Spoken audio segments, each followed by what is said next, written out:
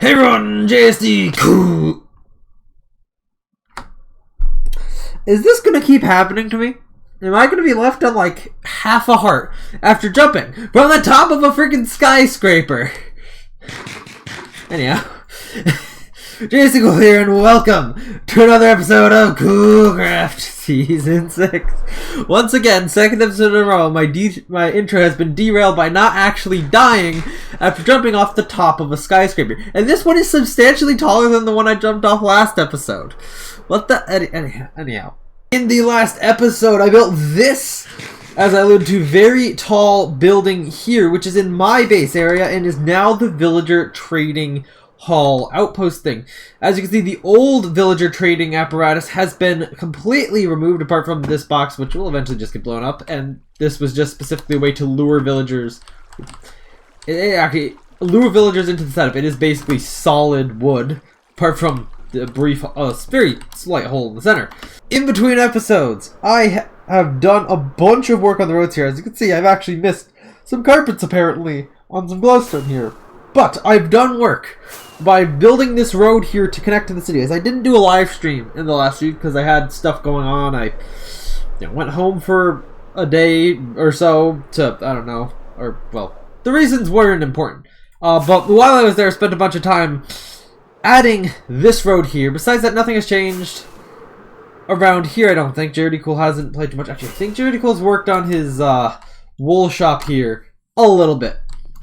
In this episode, as you may have seen by the title and thumbnail, we're headed to the Nether to build us a gold farm.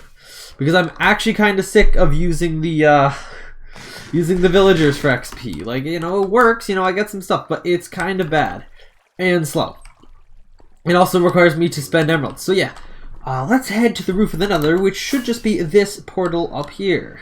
Alright, that did work. Let's see. I just gotta head this direction to actually go to about 0, I believe, from what I've seen. That should be a good enough place to get started with this farm. Alright, I've arrived at the place that we're approximately going to be building the farm, and as you can see, there is a good patch of nether waste here, which should be large enough for the farm to be built. And actually, this also happens to be basically directly above where the portal for the world spawn is, so we shouldn't really be close to anyone else who's in the Nether for a longer periods of time, so it should be a good place to build this farm. Alright, so I built up to the platform at the bottom of the farm where we're going to start building up from. So let's get into a bit of a time lapse where we'll get this farm going.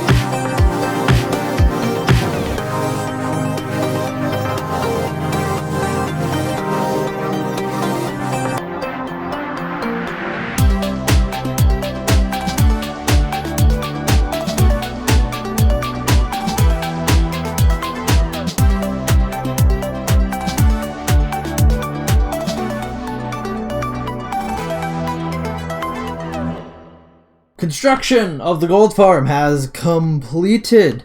Now, this is the same design actually as I built all the way back in Season 3 now, and believe it or not, that was the last time I built a conventional donut gold farm. I actually haven't built one since then. It's all been fancy portals and minecart based pickup systems, but yeah, this is, you know, back to the classics farm that I designed for Season 3, you know, standard donut shape. You get the piglins walk up here, and then you get in here where there is a piglin. I don't know where that guy spawned. Oh, probably on the probably on these dirt blocks here. But yeah, you get in there where you can get at them with a sword. And yeah, that's all good. Of course, coming down here, we have the insanely beefy collection system. Now, I remember in Season 3, I actually had to redesign this collection system a few times because it just was not adequate enough to actually handle all of the items that this farm generates. So, as you can see, it's quite beefy because it has to poop out a lot of items and then shoot stuff along these ice roads here. Off, and then there I haven't put the lava in there yet. I also have to configure these item sorters, but I have built in, of course, crafting devices down here to craft everything down into gold blocks in the end. I do, however, have one spawning space here that I don't know how I'm going to eliminate because this piece of glass here moves back and forth with this piston. I guess I can put another like glazed terracotta up there, remove that glass, and put more glass above it. That's probably what I'm gonna have to do. But yeah, now I'm gonna configure these item sorters, and then gonna take the farm for a test. Item filters down there have been configured. The lava is in and not particularly viewable, although you can kind of see it. I have put some more stuff in over there to try to prevent spawns out there. So hopefully my volume's turned down enough. This farm is now ready for a test run. It's still gonna be incredibly loud, isn't it? Here comes the villain.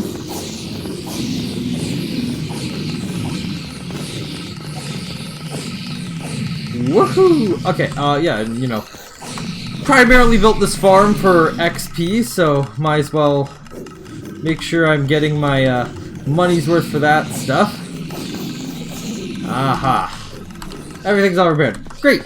And now I don't need this farm anymore. Just kidding, I will definitely still need it. But yeah. Now I got a new place that I can AFK at overnight to get tons and tons of resources. Although, because we're in hard mode, I will probably want to get a regen beacon, because I will definitely exhaust my hunger and starve if I don't have a regen beacon here. That's something to keep in mind. Alright, so I AFK'd at this farm for like an hour or so, and yeah, quite productive as I, seem to remember. However, there was this issue. Oh yeah, I brought a beacon over here temporarily so I could AFK here without worrying about dying. But yeah, there was an issue that I was kind of encountering that was probably limiting the rates severely of the farm. Now, I'll put an image up on the screen right now of it, and obviously, yeah, lots of magma cubes just start to wander towards the center and block all the spawning spaces in the mob cap. And then also impede the piglins trying to get to the killer chamber here. So generally the way that this has been dealt with is generally putting like some iron golems in around the outside, but problem that I came across last time I built this farm is that they kept just disappearing, getting knocked off, dying, which is kind of annoying. So I'm gonna have to try to put in some golems and also try to prevent them from being removed. Alright, I have installed the golems around the edge. Hopefully they don't die or get knocked off, and also hopefully, but if they do, it should theoretically be a slight bit easier to replace them, as I have put a bunch of extra glass around them here, as you can see. But yeah, hopefully the magma cubes of the future that spawn in this farm will actually remove themselves from it, so that I do not have to deal with the potentially dropped rates. Oh, and a piglin has spawned in here. Died. Alright, so it appears that the golems do not really matter all that much for actually making the magma cubes stop pestering my little area. So, oh well, I did it. And, yeah, so yeah, now I've started putting in like an ice path to get here so that I don't have to just aimlessly fly into the void every time I want to get here. But yeah, this is how much gold we have now after I AFK'd for a while more yesterday. Yeah, it's quite hefty. Might have to start up a bartering operation here. Point of this was experience, not necessarily the gold, but I guess the gold is a nice bonus, and that's how I measure success, apparently. The ice road to the gold farm has now been finished, and also this one golem that fell off while I was building the, he's wandered all the way over this way. Why and how? There's not been magma cubes falling over that way. Anyhow, So as I was transiting back and forth between the gold farm in this episode, I noticed something because I've been going through the chunk loading portal here at the stone factory. There should not be cobblestone in this some bone meal generator over here, and there also shouldn't be cobblestone in this bone meal generator over here, and all the shit is broken. So now I'm gonna have to spend a while not doing the next part of this episode like I planned, but fixing the bone meal generators because they're broken. Alright, I repaired all the bone meal generator components, so hopefully now the system shouldn't break again. I have also put some obsidian down below to prevent it failing underneath, so at least I won't have to fix the water sources down there. Yeah, so now I'm going to just run this machine for a little, well, specifically run these for a while, so that they can replenish the bone meal stocks that have undoubtedly been lost in the time that this thing was running with them broken. Next up in this episode, I am going to start populating this block next to the International Trade Tower here. Now, I've already gone and flattened out the area inside this block, the area for the roads. That can come later. But for now, I'm going to start building a building on the half of the block closer to the International Trade Tower here. Now, specifically, I'm going to be building a bamboo farm, because after 1.20, I believe it is, bamboo has become a lot more useful as a type of wood. And I've never really built a bamboo farm before in Minecraft for the sake of bamboo. Now, obviously in Season 1 and 2, I built the zero-tick bamboo farms to fuel furnaces, but once that got removed, I had no reason to build bamboo, as it's a terrible fuel source otherwise, and also has no practical use until 1.20, where you can use it as wood. And I'm going to need a lot of chests for the storage system I'm going to build over that way, so let's get building a bit of a thing here.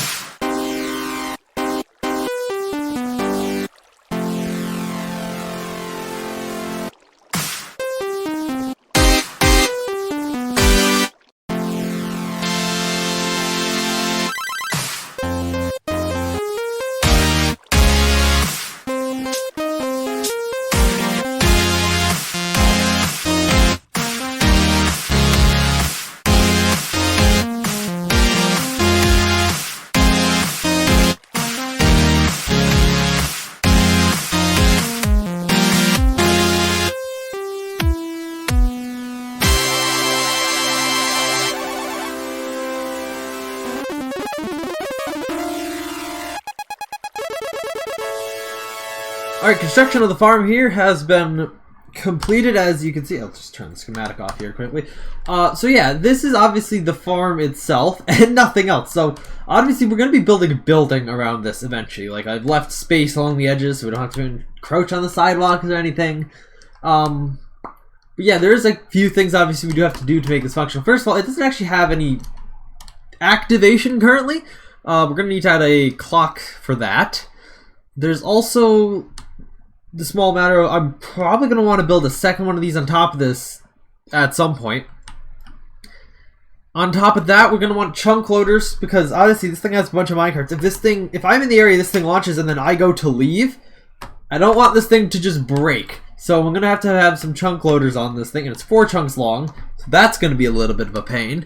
And then down below here, we have the bamboo coming out from right here. We're going to need to put a whole bunch of crafting and storage down here to actually be able to make use of that bamboo. Now, as for how this actually works as a farm, well, as I said before, you know, clock that will activate every so often to harvest this, but there will be on this dirt, a bunch of bamboo will be planted. Every so often, obviously, these flying machines will sweep back and forth across it, knocking down a bunch of bamboo. When they get back, that observer right there on the flying machine triggers this redstone line, which comes down here and then will trigger all the dispensers actually here. I can just do something like with that. Several times over to launch a bunch of minecarts down here. Hopper minecarts in particular. So they'll pick up all the bamboo items. When they get back, the items will be spat out into the water streams here, and then they will end up below. So, to start with, let's actually put the bamboo in, as I've collected a fair amount from the other bamboo farm I have, and hopefully this is enough to fill in this entire area. Alright, bamboo is in, and it's already growing quite tall. As you can see, there's some stuff that hasn't grown yet, but other stuff that has already grown like halfway up. It really is quite random, but also grows quite fast. Now we have to actually put in all like the hopper minecarts here because, well, I believe 5 need to go in each dropper, and we have 14 of these cells. Did I mention I want to maybe build another one of these layers to get a lot of items coming in? Yeah. Alright, I've filled up all the minecarts. That took over a stack of hoppers because there's 5 minecarts and 14 dispensers. But yeah, now I'm going to activate the minecart system here just to make sure everything works and see if there's any problems. So here it goes. So yeah, this is what happens. Basically a lot of minecarts get spit out here, and they go in this mesmerizing pattern here, hopefully picking up all of the bamboo that has dropped. It should be enough entirely, but alright, and then all the minecarts get collected back up into these droppers once they're done. Any items they were carrying get dropped down here, which is what I think we are going to work on next, what we do with those items. The crafting and, I guess for now, storage system have been installed. Now, I was saying how, I might want to put a second layer on this, or a second level of bamboo farm on this. I'm thinking I'm probably not going to do that now after, like, when this farm is completely grown, the sheer number, or the sheer amount of bamboo that it generates is insane. Like, 15,000 items. So this is designed to be able to cope with that much inputs, because if I'm running this at a regular, like, 4-minute interval, which is probably what it's going to be with a hopper clock, then yeah, this is way overkill. The first kind of sections here can entirely deal with this thing running at like 4-minute intervals from a hopper clock. But this entire thing is necessary to collect all the items from the full bandwidth of this farm before it spoils. And it still takes like 30 minutes or so for it to actually churn through all the items. So that'll be fun. But anyhow, because I put this thing in and it's all theoretically functional now, let's run this thing with the whole thing fully grown. That won't be laggy at all. It'll also give us a chance to see if the minecarts want to defy me and break for no apparent reason. Anyhow, let's see how laggy this gets. 8 frames per second. That's the answer. I think it's a combination of all the items and particles that's causing this extreme lag here. Alright. Yeah, okay, back to 60 FPS. That thing's gotten far enough away. Alright, the flying machine's almost back. And triggered are the minecarts. Let's see. Hopefully these don't break, because there are a lot of minecarts here. Okay, that right there, that minecart there, that's what happens when it breaks. And I don't know why it happens. It only happens on like the specific end few, so that line there is going to be broken. I think there's another one. So a couple minecart hoppers may find their way into this system here. But yes, as you can see, here's the full force of bamboo flowing out of this farm. Yeah, it's a lot. And yeah. Oh, there's still some more coming in from probably a couple of extra minecarts that found their way into... Oh, there was a couple hopper minecarts there that fell out of the system. Probably because these things here just can't really handle the multiple minecarts inside of each other at once, so they pop minecarts out. That'll be fine. I probably just won't care about the slices that have the broken hopper minecarts in it, because it basically won't matter for the functioning of this farm. I'll lose a little bit of bamboo. Maybe I'll redo this system back here that triggers the minecarts to try to synchronously trigger them, see if that helps. I don't know, maybe it will, maybe it won't, but for now, that works fine. And this system has gotten to crafting here. So let's check that out. As you can see, we've already gotten over a stack of bamboo blocks. And, yeah, it's just going to continue rolling in like that for the next hour or so. So, while that happens, I'm going to work on the actual activation system for this. Activation system for the farm has been installed, so we'll start on here with actually this being the whole clock for the entire farm. So, to start with, this hopper here is being monitored by this comparator. Once this hopper reaches a fill level of redstone 13, whatever the heck that is, it will stop this clock, preventing the farm from running anymore. Basically, that's when storage is full. And then, based off my testing, the crafters here will still have a lot of bamboo to turn through, so that bamboo will then back up in hoppers. So it'll be a tad bit of a while before the farm would get activated again. Anyhow, once this hopper clock activates, it sends a pulse down this redstone line here, which goes all the way over to the back of the farm, opposite side from where we need activation, because I found out that, or I figured out that this is the only side where there's sufficient space to actually build redstone that can go up, because we're obviously leaving one block gap around the very edge here so that we can do building stuff and actually make this look cool or whatever.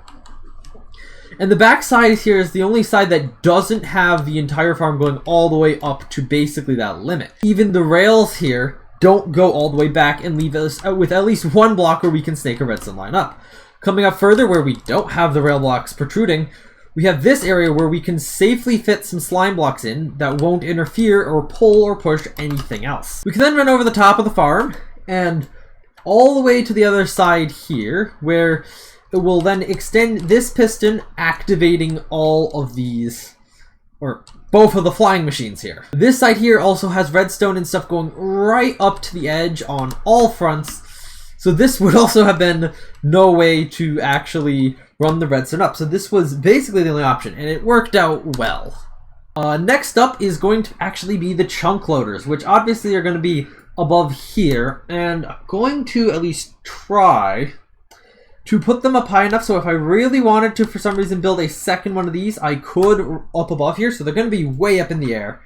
But hopefully that should be fine. And hopefully the chunk loaders will be able to be activated before the flying machines launch. And then once the flying machines have launched, the chunk loaders will stay active until all the minecarts have returned, or at least all the minecarts that are going to return have actually returned. And hopefully that will be good. I've put both of the chunk loaders in, connected them up, filled them with stuff, put the clocks in, and all that sort of stuff. So let's quickly work on... Let's quickly talk about how this goes. So if we were to add a second layer, that's what would activate the flying machines in the second layer. Signal then also comes all the way up here and activates this RS latch here, which enables both of these hopper clocks. This one here is like, I believe, around about 2 minutes, which will turn this back off after 2 minutes. And this one is whatever 11 items is, which will pulse both of these chunk loaders frequently enough, I guess, to keep these chunks loaded. Pretty simple stuff. Now, I did also launch this thing one more time while I was working on this, so it actually finished crafting through all the items the first time, but I launched it again to test the systems, and I guess it's a good thing I did, is I need to increase the pulse length for the actual activation system. But yeah, I don't have 5 stacks of items on me. But I think it's time we can get this thing started and start pulling in a lot of items. So, what should I use? I guess there's only one thing I have 5 stacks of. Sorry about the background noise in that last clip there. Didn't realize that anything was going until I was editing and could hear strange voices when it's no audio. Anyhow, this thing has now been running for a little while and it has acquired a few double chests of bamboo just from its time running. And it has also... Oh, I think it's harvesting right now. Yep. I think it also has acquired a fair bit of hopper minecarts that should probably be in the droppers out here. Oh, there's a spider here. So that's a tad bit curious. Also, I believe at one point, for some reason, the flying machines did break themselves. Like, the back pistons somehow got dislodged, like, right next to the starting area here. That was weird. The chunk loaders apparently didn't do their job. But besides that, I'm going to say this farm is successful. And I'm also going to say that this episode is successful. So, therefore, I'm going to say thank you all for watching. Hope you enjoyed. Please make sure to like and subscribe. Check out my game, which is linked in the description, and I will see you all in the next episode of Coolcraft Season 6. Bye!